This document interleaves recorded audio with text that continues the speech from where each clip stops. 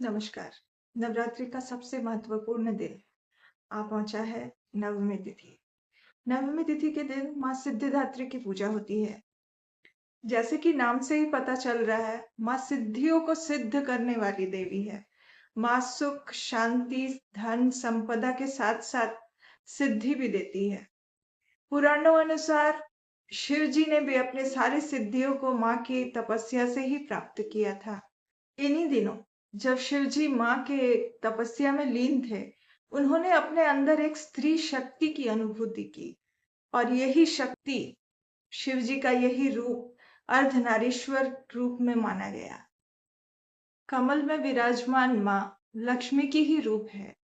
माँ कभी अपने भक्तों के घर में धन धान्य की कमी नहीं होने देती। माँ अपने भक्तों को भरपूर धन देती है। माँ को बैंगनी रंग बहुत पसंद है। इस दिन आप बैंगनी रंग का जोड़ा माँ को चढ़ाइए। आप भी बैंगनी रंग का जोड़ा पहनकर ही माँ की पूजा कीजिए। माँ इससे बहुत प्रसन्न होंगी। माँ को चढ़ाया जाता है गुड़हल, कमल और चंपा के फूल। साथ में भोग लगाया जाता है पूड़ी, चना और हलवा का। ये तो सभी जानते हैं, पर एक चीज है जो माँ को चढ़ाना बहुत जरूरी है, वो है तिल। आप सादा तिल तो नहीं चढ़ा सकते, आप गुड़ के साथ उसकी लड्डू बना लीजिए और तिल का लड्डू माँ को जरूर चढ़ाइए। तिल का लड्डू चढ़ाने से माँ बहुत प्रसन्न होती है। इस दिन माँ को तिल देना बहुत ज्यादा जरूरी होता है। साथ ही साथ माँ कन्या पूजन से भी बहुत प्रसन्न होती है। इस दिन कन्या पूजन का आयोजन करना चाहिए। इस दिन आपको कन्या पूजन जरूर करना चाहिए। कन्या पूजन के समय कुछ याद रखने योग्य बातें हैं जिसका पालन आपको करना चाहिए। जब भी आप कन्याओं को आमंत्रित करें, बहुत ही आदर भाव से करें। जब कन्याएं आपके घर आए तो उनके बीच किसी तरह का भेदभाव बिल्कुल ना करें, क्योंकि वो कन्याएं अब बच्चियां नहीं हैं, वो बस देवियों के रूप में आ रही हैं आपके घर। तो आपको भेदभाव उनके बीच बिल्कुल नहीं करना है।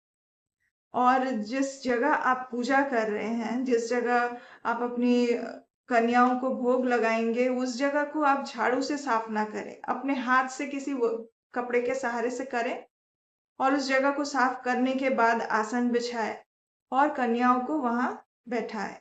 अपने हाथों से उनके पैरों को धोइए और किसी साफ कपड़े से उनके पैरों को पोंछ दीजिए। साथ ही साथ आप एक बालक को भी जरूर आमंत्रित करें।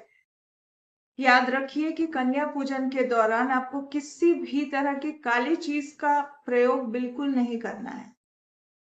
इस दिन आप भोग में बिल्कुल सात्विक भोजन बनाएं। इस दिन प्याज लहसुन बिल्कुल निषेध है। प्याज लहसुन का बिल्कुल भी इस्तेमाल नहीं होना चाहिए, वरना आपका जो पूरा व्रत है, पूरे 9 दिन आपने पूजा पाठ किया, सेवा की माँ की, ये सब कुछ व्यर्थ हो सकता है आपकी एक गलती से। इसीलिए इस दिन प्याज लहसुन का इस्तेमाल बिल्कुल मत कीजिए अपने खाने में। इस दिन कन्याओं को जबरदस्ती भोजन करवाने की कोशिश ना करें। वो जितना भी ग्रहण कर पाए उतना ही वो ग्रहण करने दें उन्हें, उतने में ही आप संतुष्ट हो जाइए।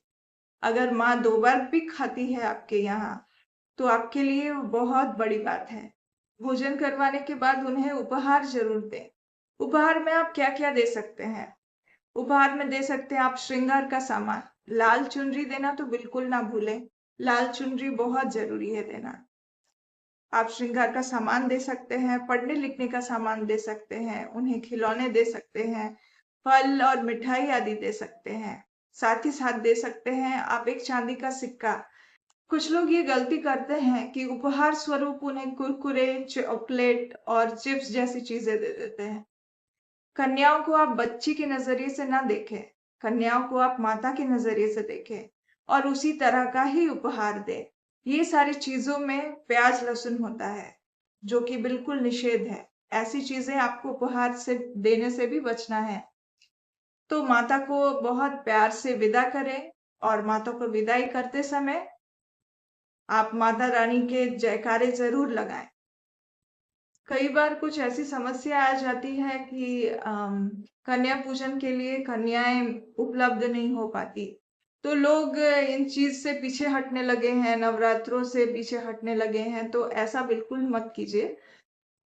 हर चीज का एक उपाय होता है, बस सही जानकारी होनी चाहिए आपको।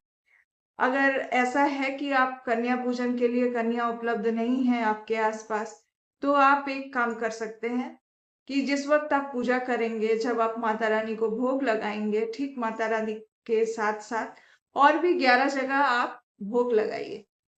इन 11 थालियों में जो भोग आपने लगाया है कन्याओं के नाम पर, देवी माता के नाम पर, ये 11 थाली के जो भोग हैं, इनको लेकर आप मंदिर जाइए।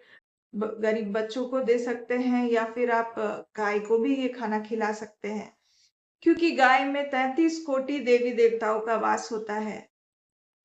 कन्या पूजन से जो भी फल आपको मिलना चाहिए था, आप ये खाना अगर गाय को खिला देते हैं तो वही फल ठीक समान रूप से आपको मिलेगा। कन्या पूजन के बाद जो उपहार दिया जाता है कन्याओं को, उसके बदले में जो पैसे हैं, उन पैसों से आप चारा खरीद के गौशाला में गायों को चारा भी खिला सकते हैं। तो ये थी कन्या पूजन से जुड़ी बातें, नवमी तिथि से जुड़ी बातें।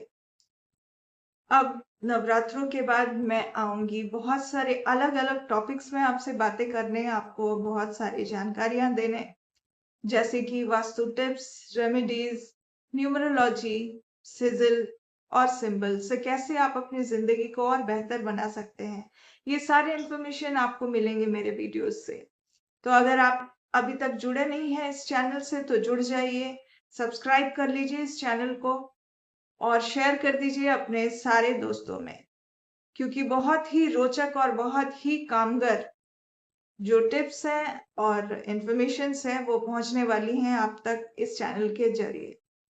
तो इंतजार कीजिएगा मेरे नेक्स्ट वीडियो का। तब तक जय माता दी, जय माता रानी।